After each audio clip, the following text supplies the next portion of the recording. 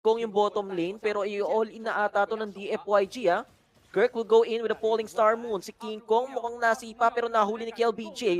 Zed with a Quad Shadow. Si Long nasa likod lang. Tamang Galing ni pre-hit Long lang pero eto na si King Kong burado! Si Kelra pala ang tatapos ng laban. Avatar of the Guardian walang tatamaan pero kailangan na mag-out ng DFYG. Team na nga rin to kung titignan natin mamaya or kung mag-item check dito.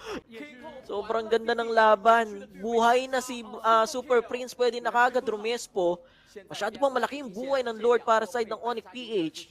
It's either tapusin na nila yung laban na to or kumuha na lang ng inhibitor tower pero papasok na nga si Kirk. Ganon din naman si Brusco. Masyado na makunat yung mga miyembro dito ng Onyx PH. Wala na yung Lord pero King Kong babasag lang ng tore pero lilinisin na ata ng Team Onyx PH.